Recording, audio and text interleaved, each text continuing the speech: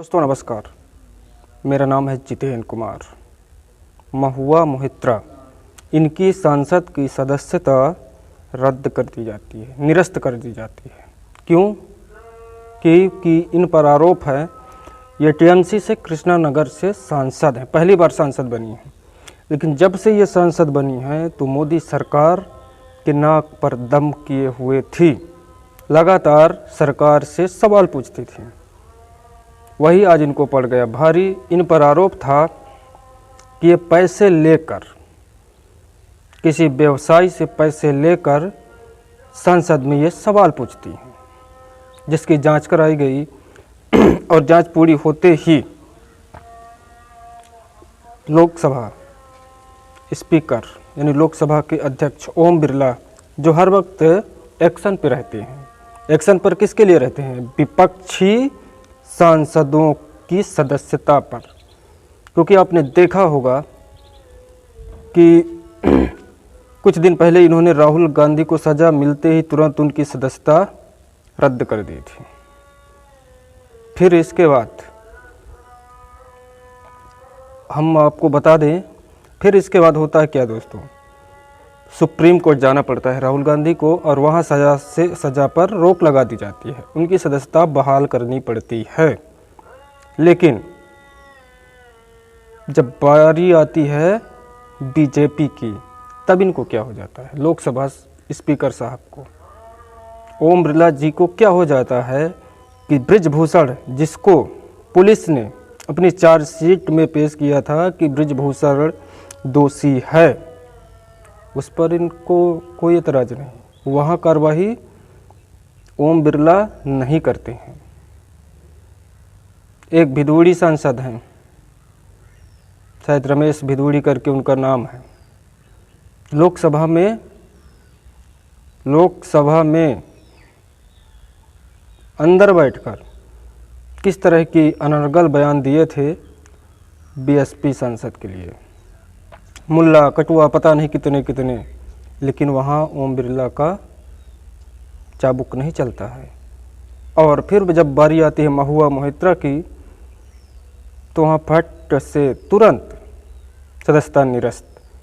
दोस्तों फिर इसमें होता क्या है? विपक्ष आड़े हाथों लेता है और महुआ मोहित्रा के साथ खड़ा हो जाता है। मनीष तिवारी ने लोकसभा में क्या कहा और ऐसी बातें कही जिसका जवाब न बीजेपी के पास था न ओम बिरला के पास। सुनिए आखिर मनीष तिवारी ने किस तरह से बीजेपी को पानी पी कर एकदम इस तरह से सवाल पर सवाल पूछे कि न ओम बिरला उसका जवाब दे पाए और न भी बीजेपी।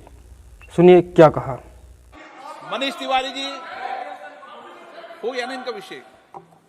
एक मिनट राम गोपाल जी प्लीज। अध्यक्ष जी,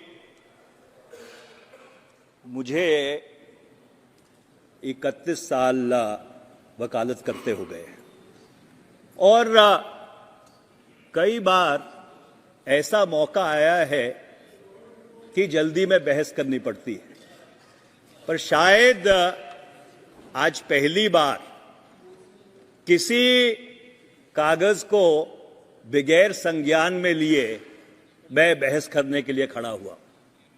ये बड़ी विडंबना है कि 12 बजे पटल के ऊपर रिपोर्ट रखी जाती है और 2 बजे उसकी बहस लगा दी जाती है।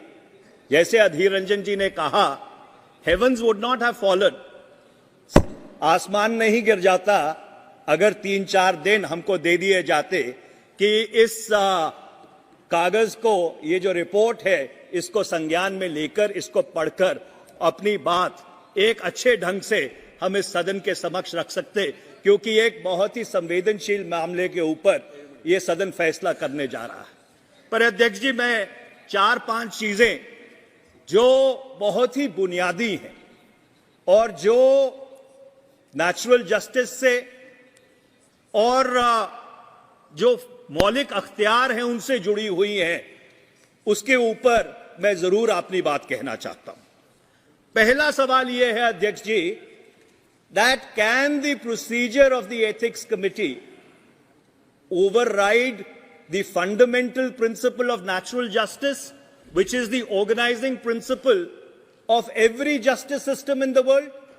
और ये बात मैं इसलिए कह रहा हूं कि हमने जो अखबारों में पढ़ा उससे बहुत साफ तौर पर यह चीज निकल के आई कि जिनको अभियुक्त बनाया गया, जिनके ऊपर लांछन लगाए गए, उनको अपनी बात पूरी तरह रखने का मौका भी नहीं दिया गया। ये किस तरह का प्रोसीजर है? ये किस तरह की न्यायिक प्रक्रिया है?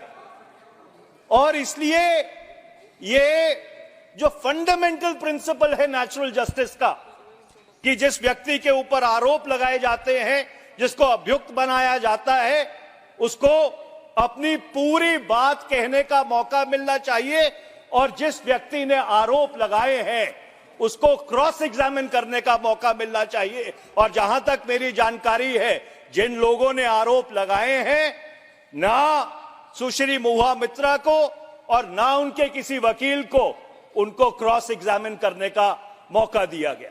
मेरा दूसरा सवाल यह है अध्यक्ष जी, मैंने रूल जो 316 डी है, rule 316 D of the rules of procedure and conduct of business, उसको ध्यान से पढ़ा है। उसमें ये लिखा है, the recommendations of the committee shall be presented in the form of a report. अब मैं एक बुनियादी सवाल पूछना चाहता हूं कि फौजदारी के कानून में दो चीजों में फर्क है, कन्विक्शन और सेंटेंसिंग में फर्क है। जो एथिक्स कमेटी है वो ये तो सिफारिश कर सकती है कि कोई व्यक्ति गुनाहगार है या बेगुनाह है, पर एथिक्स कमेटी यह सिफारिश नहीं कर सकती कि उसको दंड क्या दिया जाना चाहिए। This is a fundamental distinction. That power lies with this house. The ethics committee at best can make a recommendation that whether a person is guilty or a person is innocent. It is this house sitting as a jury which has the powers to decide the quantum of punishment, Mr. Speaker. So therefore, the recommendation of the ethics committee is fundamentally flawed in my respectful submission. Okay. तीसरा अध्यक्ष जी, आज सारी पार्टियों ने 3 line whip issue किया है। मैं एक बुनियादी प्रश्न पूछना चाहता हूं। Today this house is sitting as a जज and a jury in an impeachment proceeding, or when you are considering the report of the privileges committee, or you are considering the report of the ethics committee, can a party direct its members to vote in a particular way? Can a whip even be issued? Because this is like directing a judge to decide a matter in a particular manner. This is a complete diversity of justice. First of all, Mr. Speaker, sir, this house should be adjourned. All the whips should be withdrawn from all the sides, because we are not sitting as ordinary members of this house. We are sitting as judges in a jury in order to decide the fate of one of our honorable colleagues, and I am afraid that cannot be done through whip-driven tyranny. Okay. So therefore, अध्यक्ष जी, अभी मैं खत्म नहीं हुआ, अभी तो बुनियादी सवालों के ऊपर हूं, रिपोर्ट पे तो मैं आया भी नहीं हूं। जरा सुन लीजिए, क्योंकि ये बहुत ही बुनियादी सवाल है। मैं अगला सवाल आपसे ये पूछना चाहता हूं। आप संसद में कर रहे हैं या कोर्ट में डिबेट कर रहे हैं? बिकॉज ये कोर्ट है अध्यक्ष जी। अध्यक्ष जी, today we are sitting as a court, we are not sitting as parliament. Today we are sitting as जजेस to decide the fate of one of our colleagues. We are not sitting as parliament today. We are sitting as a judge and a jury. There is a fundamental distinction between the two. Sir, please. एक minute, माननीय सदस्यगण, ये संसद है, ये court नहीं है। ये आप सीनियर हैं, आप क्या बोल रहे हैं ये आप देखें। आपके बहुत विनम्रता के साथ 4:30 मैं न्यायाधीश नहीं हूं पार्टनर। अध्यक्ष जी, न्यायाधीश नहीं हूं, अध्यक्ष जी, सभापति हूं। अध्यक्ष जी, मैंने पिछले 4.5 पौने 5 साल में कभी आपकी बात नहीं काटी। आपकी हर रूलिंग को सर माथे पर रखा है। पर आज ये दुर्भाग्यपूर्ण बात है, पर मुझको आपसे डिसएग्री करना पड़ेगा, क्योंकि आज हम एक संसद के रूप में नहीं बैठे हैं। Today we are sitting as a jury, we are sitting as judges to decide the fate of one of our colleagues. My next question, Mr. Speaker, sir. माननीय सदस्य, एक प्लीज, इस जुडिशली में और सभा में अंतर है। आप वरिष्ठ अभिवक्ता हैं, मैं यहां निर्णय नहीं कर रहा, यहां निर्णय सभा कर रही है। आप नो, गलत तरीके के तर्कों को यहां पर मत रखिए। नो, ये रिकॉर्ड में जाती है चीजें, आप गलत तरीके से। मैं न्यायाधीश नहीं हूं, मैं सभापति हूं और निर्णय करेगी सभा, निर्णय करेगी। और हमने किसी के लिए ऐसे ही आपने कहा, इसलिए आपने हमने तो थोड़ी कहा है कि ऐसे ही वोट करो, हमने तो व्हिप किया है प्रेजेंट करने के लिए। एक मिनट प्लीज, एक मिनट बैठे। ये सभा निर्णय कर रही है और जब सभा निर्णय करती है तो सभा निर्णय करती है। प्लीज।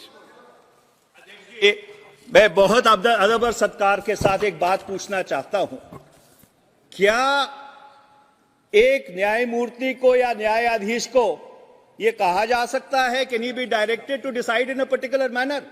आप 10th शेड्यूल के तहत जब व्हिप इशू करते हैं, you are virtually directing your members to decide in a particular manner. This is the complete antithesis of natural justice. It is the complete antithesis of natural justice.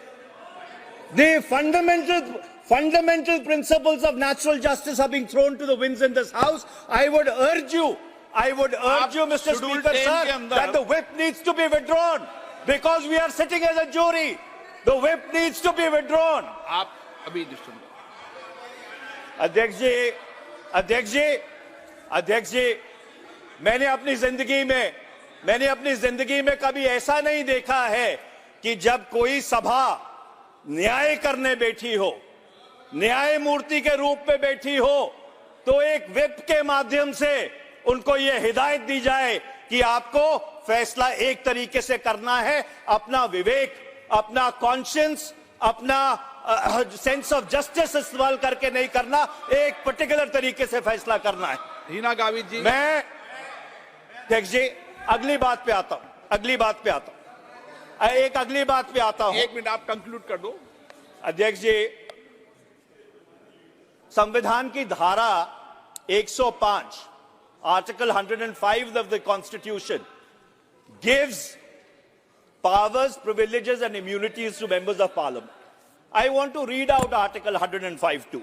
Mr. Speaker, sir, Article 105(2) says, no member of Parliament shall be liable to any proceedings in any court in respect of anything said or any vote given by him in Parliament or any committee thereof, and no person shall be so liable in respect of the publication by or under the authority of either House of Parliament of any report, paper, vote or proceedings. Mr. Speaker, sir, 105(2) was inserted into the Constitution in order to give complete immunity. I stress the word complete immunity to a member for anything said or done in the House. And his conduct cannot even be called into question in a court of law. So the question is, when your conduct cannot be called into question in a court of law, can your conduct be called into question in this august chamber? Can this... माननीय सभापति महोदय, बहुत दुख हो रहा है कि आज हमें ऐसे विषय पर यहाँ एक सेकंड, हाँ बोलिए, ने दीजिए। अध्यक्ष जी, my humble submission is, can this august house override the founding document of India which has brought this house into existence? And the answer is no. Article 105(2) gives immunity, absolute immunity for anything done in the House. And my last point, Mr. Speaker, sir, when the Supreme Court of India interpreted Article 105(2) in P.V. Narasimha Rao's case, they clearly and absolutely said that anything done in this House, even if it is allegedly actuated by bribery, cannot be called into question in any court of law. So therefore, Mr. Speaker, sir, these proceedings should not have been held, and I would urge you to अध्यक्ष withdraw. महोदय, बहुत दुख हो रहा